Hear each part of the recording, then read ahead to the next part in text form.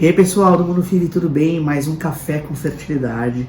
O café é um quadro que eu gosto muito aqui, onde a gente responde as perguntas do pessoal que deixou lá no Insta e as perguntas que o pessoal deixou lá aqui no YouTube. A gente seleciona algumas e responde para vocês aqui no café, tá bom? É bem interativo, gosto bastante desse quadro, então vamos para as perguntas de hoje. Pessoal, a primeira pergunta aqui é da Samira Greco.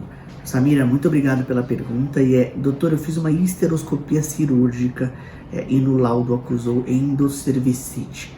Precisa tratar antes da transferência? Então, Samira, muito obrigado pela pergunta. Assim, existe uma discussão muito grande que envolve o endométrio, né, a camada dessa dentro do útero, nos tratamentos de reprodução humana. Basicamente, a gente precisa de um tripé para ter uma boa chance de engravidar, que é um bom óvulo, um bom sêmen, ou seja, formar um bom embrião e um bom endométrio, tá bom?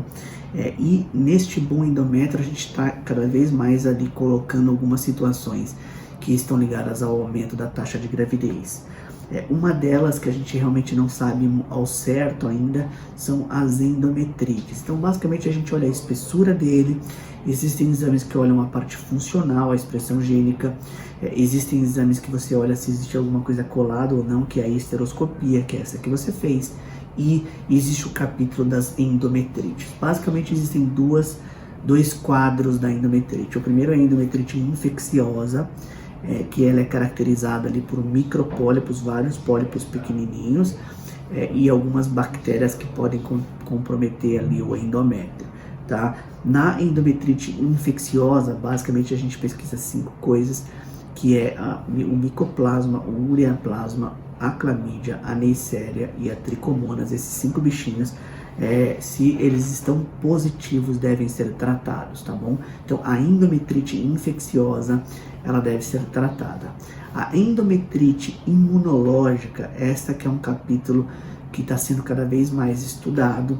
A gente não sabe ao certo se deve tratar ou não, mas em algumas situações, onde o paciente tem várias falhas de tratamento, optam por se fazer algumas coisas. Por exemplo, o uso de corticoide para baixar um pouquinho a imunidade, o uso de intralípide, por exemplo, que é o imunomodulador, ou você tirar este endométrio que está inflamado ali, ou procurar a doença que está causando a inflamação, por exemplo, a endometriose.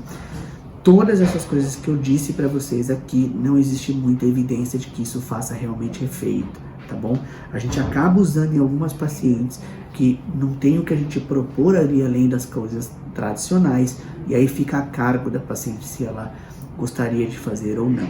Medicamente falando, não existe indicação, tá bom? Não existe indicação absoluta para o tratamento da endometrite imunológica, como se faz aí no mercado, tá bom? Paloma Malima, 89. Doutor, peguei Covid, após quanto tempo posso dar continuidade para o meu tratamento? Paloma, muito obrigado pela pergunta. A gente tem recebido muitas perguntas aí de Covid e gestação. A gente gravou alguns vídeos aí no canal, para quem, vou deixar um cardzinho aqui em cima para quem quer falar sobre, quem quer ver Covid e tratamentos. Paloma, o que a gente pode falar é que não existe uma relação muito direta entre as infecções pelo Covid e riscos na gravidez, tá bom?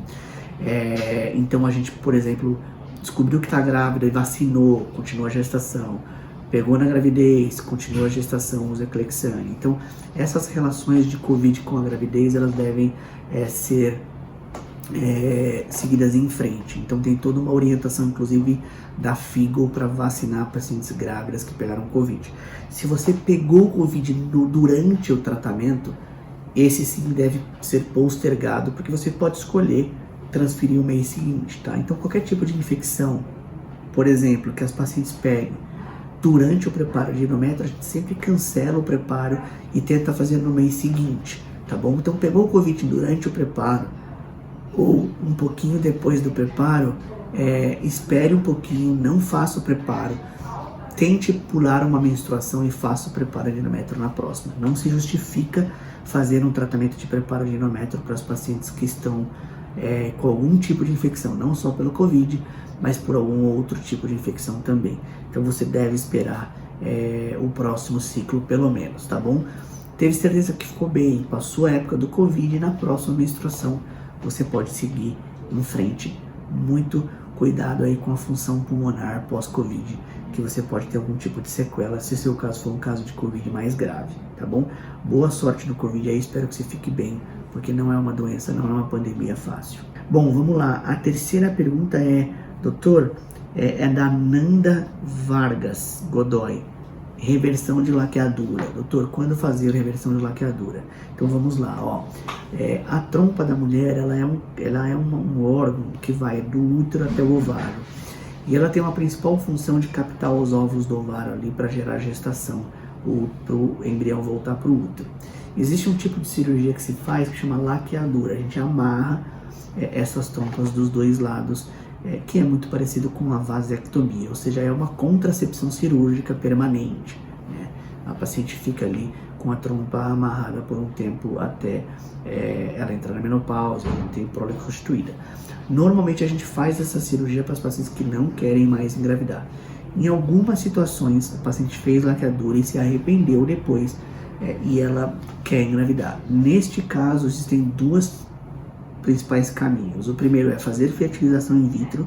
Você não precisa fazer reversão de laqueadura. A fertilização in vitro, ela foi teoricamente evoluída e criada para esses fatores tubo-peritoneais. E a segunda coisa são as pacientes que não querem fazer fertilização e querem fazer a reversão. É possível? Sim, é possível. O que a gente faz nessa cirurgia? A gente realmente pega ali o espaço onde foi amarrado, retira aquele pedacinho e através de uma microcirurgia com um fiozinho bem fino, a gente põe uma sondinha ali dentro da trompa e refaz a anastomose da trompa. Fiz bastante essa cirurgia. Normalmente a gente só usa esse tipo de cirurgia quando a paciente não quer fazer FIV ou não tem condições, tá bom? Qual que é o detalhe, qual que é o problema da reversão da laqueadura?